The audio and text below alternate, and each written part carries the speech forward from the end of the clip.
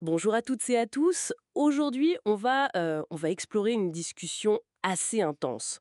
On a des extraits d'un débat en ligne, tiré d'une transcription YouTube. Oui, bonjour. Et c'est un débat où, disons, les critiques fusent sur certains aspects de l'islam sunnite. Et en face, on a un croyant qui défend sa foi. C'est ça, le nœud du problème, c'est vraiment l'interprétation des textes islamiques. On touche à des sujets, oulala, très sensibles. Oui, on parle d'esclavage, des châtiments corporels, les fameux had, de l'apostasie. Et même de l'infaillibilité du Coran. Forcément, l'ambiance est tendue. On a une critique, disons, basée sur la logique, les valeurs actuelles. Et de l'autre côté, une défense basée sur la foi, la tradition. Exactement. Et juste pour être clair, notre objectif ici, c'est pas du tout de prendre parti. Non, non. On veut juste extraire les points clés, les arguments des deux côtés, tels qu'ils apparaissent dans ces extraits, comprendre un peu cette tension. Comprendre ce choc, en fait, entre l'attachement à une tradition et puis les critiques modernes. Voilà, c'est ça qu'on va essayer de décortiquer ensemble. Alors, allons-y. Il y a un moment assez fort, c'est quand l'intervenant musulman sunnite, il lance un peu un défi. Ah oui, Bah oui, face à toutes les critiques qu'il entend, tu sais, l'âge d'Aïcha, la peine pour apostasie, le Coran 4.34 sur les femmes. les grands classiques, oui. Voilà, il demande aux critiques, ok, mais vous proposez quoi comme alternative? Et il ajoute un truc important, pour lui, le but c'est le paradis, pas forcément d'améliorer cette vie-ci, qu'il voit comme passagère. Intéressant comme posture. Et la réponse du critique, celui qui tient la chaîne YouTube d'après la source, elle est C'est-à-dire il ne propose pas une solution individuelle clé en main, il appelle plutôt à utiliser sa raison, à bien connaître les textes. à réfléchir, quoi. Oui, et il milite pour une société basée sur l'égalité, la liberté de conscience. D'après la source, il va même jusqu'à comparer l'attachement à la religion, malgré ses aspects controversés, à une sorte d'addiction. Ah oui, quand même. Une addiction ou un conditionnement, c'est fort comme mot. C'est une analogie assez dure, effectivement. Et cette tension, elle explose vraiment sur la question de l'esclavage. Ah, le sujet de l'esclavage, oui. Le critique, lui, il est direct. L'islam sunnite, ça autorise l'esclavage. Point. Que ce soit par capture de guerre, naissance ou achat.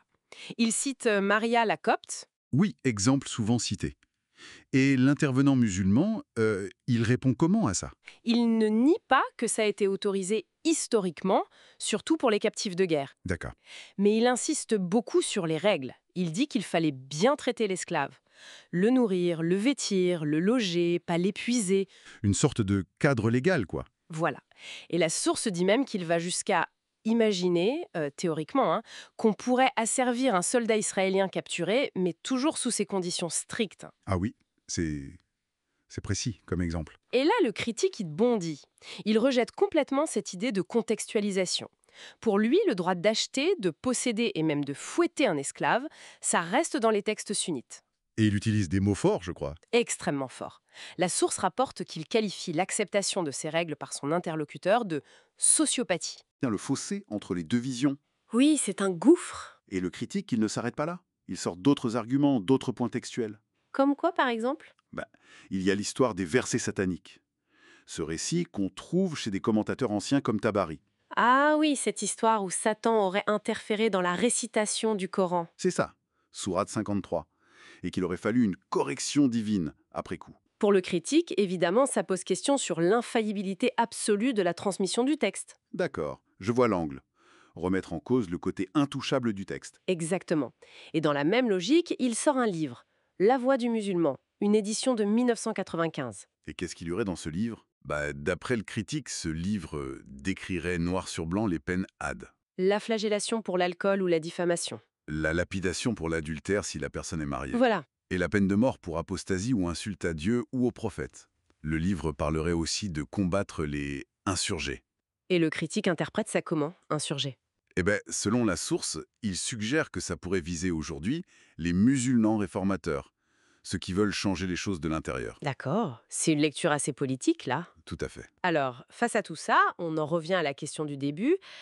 L'alternative, le critique y répond quoi, finalement? Justement, il clarifie son but, d'après la source. Il dit « Mon but, c'est pas de vous convertir, vous, individuellement. Ah bon? Alors c'est quoi? C'est de dénoncer l'impact sur la société, l'impact d'une idéologie qui, selon lui, accepte ces pratiques qu'il juge inacceptables. Et l'intervenant croyant dans tout ça, Eh bien, le critique le présente un peu comme une pièce à conviction. c'est-à-dire. C'est-à-dire que selon le critique, cet homme illustre comment le conditionnement religieux peut amener quelqu'un à accepter l'inacceptable du point de vue de la morale moderne. Et tout ça pourquoi? Pour son salut personnel? Oui, pour viser le paradis. Le critique, d'après la source, voit ça comme une forme d'égoïsme, sacrifier l'éthique terrestre pour un gain personnel dans l'au-delà. C'est une critique très, très dure. Oui, c'est sans concession. Donc, ce qu'on voit dans ces extraits, c'est vraiment ce choc frontal. D'un côté, la fidélité à des textes anciens, à des pratiques, motivées par la foi, par l'au-delà, Une lecture souvent littérale, j'imagine. souvent littérale, oui, et de l'autre, une critique radicale au nom de la raison, des droits humains, du bien-être ici et maintenant. Et le critique, dans la source, semble dire que ce fossé est infranchissable, que l'acceptation de certaines règles, c'est dangereux. C'est ça l'idée qui ressort de ses propos rapportés. Un conditionnement qui mène à accepter ce qui lui semble inacceptable. Du coup, ça nous laisse avec une sacrée question, soulevée par cet échange rapporté. Comment on fait, collectivement et individuellement, Oui. pour naviguer ce décalage, parfois énorme, entre des textes religieux écrits il y a des siècles et puis nos cadres éthiques d'aujourd'hui? Et surtout, quelles sont les conséquences des différentes approches? Accepter littéralement, réinterpréter, réformer ou rejeter de manière critique, comme on le voit ici. C'est une question ouverte et complexe. Les réponses varient énormément, bien sûr. Absolument. Et cet échange, tel que rapporté, en illustre bien la difficulté et l'intensité.